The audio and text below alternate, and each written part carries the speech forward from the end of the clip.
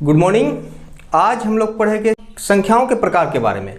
संख्याएं कितनी प्रकार की होती हैं, तो संख्याओं के प्रकार के बारे में आज हम पढ़ेंगे। प्राकृत संख्या, पूर्ण संख्या, परिमेय संख्या, अपरिमेय संख्या, विषम संख्या, सम संख्या, भाज्य संख्या, अभाज्य संख्या, इन संख्याओं के बारे में पढ़ेंगे। तो अभी हम लोग आ रहे हैं, देखिए प्राकृत संख्या। प्राकृत संख्या को अंग्रेजी में नेचुरल नंबर कहते हैं। तो नेचुरल नंबर जो प्राकृत संख्या किसे कहते हैं, तो एक से लेके अनंत तक की संख्याएं प्राकृत संख्याएं कहलाती है। जैसे 1, 2, 3, 4, 5, 6, वो अनंत तक जाएगी। ठीक है। इसके बाद आता है पूर्ण संख्या। पूर्ण संख्या क्या है, इसको अंग्रेजी में होल नंबर कहते हैं। तो शून्य से लेकर अनंत तक की संख्याएं पूर्ण संख्याएं कहलाती है। देखिए प्राकृत संख्या और पूर्ण संख्या में, प्राकृत संख्या में शून्य को नहीं लिया गया है, जीरो को, जबकि पूर्ण संख्या में जीरो को लिया गया है। यहाँ एक क्वेश्चन राइज हो रहा है कि क्या सभी प्राकृत संख्या पूर्ण संख्या हैं। एक क्वेश्चन राइज हो रहा है, क्या सभी प्राकृत संख्या पूर्ण संख्या हैं। तो हाँ, सभी प्राकृत संख्या पूर्ण संख्या। देखिए यहाँ सभी प्राकृत संख्या यहाँ पर है, लेकिन सभी पूर्ण संख्या प्राकृत संख्या नहीं है, क्योंकि ये जो जीरो है ये एक पूर्ण संख्या है, ये प्राकृत संख्या नहीं है। जीरो नेचुरल नंबर नहीं है। ओके, चलिए तीसरे नंबर पर हम लोग आते हैं पूर्णांक, इंटीजर्स। पूर्णांक संख्या किसको कहते हैं, तो ऋणात्मक अनंत से शून्य तक एवं शून्य से अनंत तक की संख्याएं पूर्णांक संख्या कहलाती है।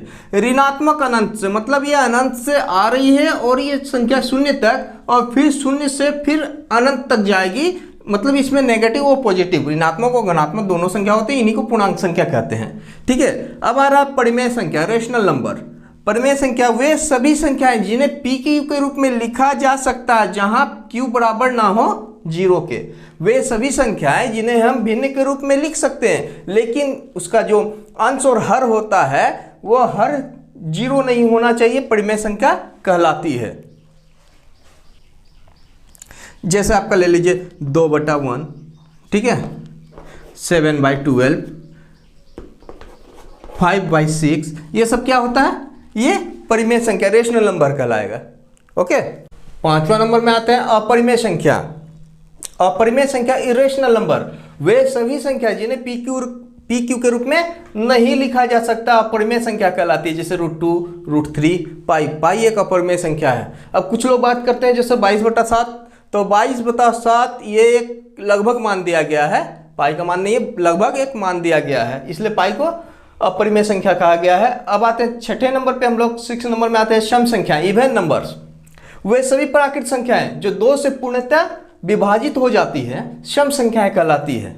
देखिए वे सभी प्राकृत संख्या जो 2 से भाग देने पे पूरा पूरी कट जाए, शेषफल कुछ ना बचे, वो सम संख्या कहलाती है। अब बड़े बड़े नंबर में हम लोग कैसे जानेंगे, यदि इकाई के स्थान पर 0, 2, 4, 6, 8, 0, 2, 4, 6, 8, अगर इकाई वंश के स्थान पे अगर 0, 2, 4, 6, 8 रहे तो वो संख्या सम संख्या है। जैसे 5, 2, 2, यहाँ पर देखिए इकाई के स्थान पर क्या है, 2 है, तो ये पूरी संख्या सम संख्या है। यहाँ 0 है, ये पूरी संख्या सम संख्या है, इवन नंबर है। और ये 7, 9, 6, ये इकाई के स्थान पर 6 है, 6x इवन नंबर है, तो ये पूरी की पूरी संख्या इवन नंबर है। ओके। 7वें नंबर पे आते हैं, 7वें नंबर पे विषम संख्या, ऑड नंबर्स। वे सभी प्राकृत संख्याएं जो 2 से पूर्णतः विभाजित नहीं हो पाती है। वे संख्याएं जो 2 से पूर्णतः विभाजित नहीं हो पाती है, अर्थात शेषफल कुछ बच जाता है, विषम संख्या कहलाती है। अब बड़ी बड़ी संख्या में हम लोग पहचानेंगे कैसे, यदि इकाई का अंक उसके वंश के नंबर पे, इकाई के नंबर पे 1, 3, 5, 7 और 9, 1, 3, 5, 7 और 9 इनमें से कोई एक रहे तो वो पूरी की पूरी संख्या विषम संख्या कहलाएगी। जैसे यहाँ पर देखिए 9 है, तो ये पूरा संख्या विषम संख्या हो जाएगा। ये 1 है, ये पूरा संख्या विषम है। यहाँ भी 9 है, यहाँ भी 9 है, तो ये संख्या विषम संख्या कहलाएगी। भाज्य संख्या, कॉम्पोजिट नंबर, वे संख्याएं जो एक और स्वयं खुद के अलावे किसी भी दूसरी संख्या से विभाज्य हो जाए, मतलब वे संख्याएं जो एक से विभाज्य हो, खुद से विभाज्य हो, और कोई तीसरी दूसरी संख्या जो भी और कोई अलग संख्या से भी विभाज्य हो जाए, वो भाज्य संख्या कहलाती है। कहने का मतलब है वे संख्याएं जो एक से, खुद से और कोई दूसरी संख्या से भी विभाज्य हो जाए वो भाज्य संख्या कहलाएगी। ओके। अभाज्य संख्या, प्राइम नंबर।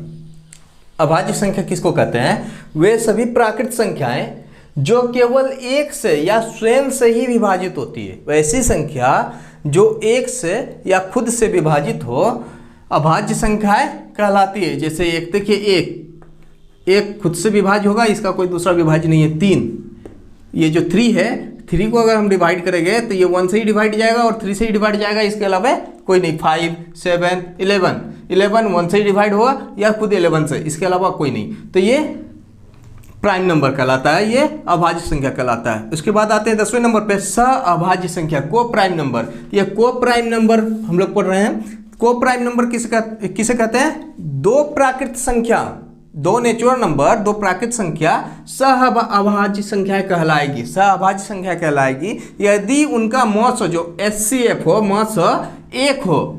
इसका मतलब है अर्थात एक के अलावा कोई भी उभयनिष्ठ गुणनखंड ना हो। जैसे देखिए 2 और 3, ये दोनों को कौन सा नंबर काटेगा, पूरा पूरी डिवाइड करेगा? एक के अलावा कोई नंबर नहीं जो इसको डिवाइड करेगा। 3 और 4, 3 और 4 को, ये भी वही है। 5 और 7 को, ये भी यही है। तो ये सब क्या कहलाएगा? ये सब कहलाएगा को प्राइम नंबर, सहअभाज्य संख्या। ओके, चलिए 11 नंबर में आते हैं पूर्ववर्ती संख्या, प्रीडिसेसर नंबर। प्रीडिसेसर नंबर, ये प्रीडिसेसर नंबर किसको कहते हैं? किसी भी संख्या के पूर्व में, अर्थात पहले आने वाली, उस संख्या के पहले आने वाली संख्या उस मूल संख्या की पूर्ववर्ती संख्या कहलाती है।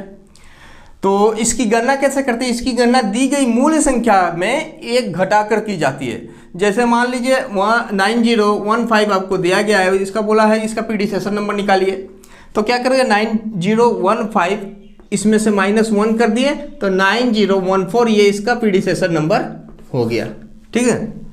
परवर्ती संख्या, ये सक्सेसर नंबर किसी भी संख्या के बाद आने वाली संख्या उस मूल संख्या की परवर्ती संख्या कहलाती है। इसकी गणना दी गई संख्या में एक जोड़कर की जाती है। जैसे हमें दिया गया है 5017, इसका सक्सेसर नंबर क्या है? तो 5017 में हम 1 प्लस करेंगे और 5018, ये हमारा आंसर आ गया, ये हो गया सक्सेसर नंबर। ओके, चलिए ये हमारा, हम नंबर को अच्छी तरह से पहचान लिए हैं, नंबर को पहचान लिए, नंबर के बारे में पढ़ लिए। अब अगले लेसन में, आने वाले लेसन में हम कुछ नया जानेंगे। ओके।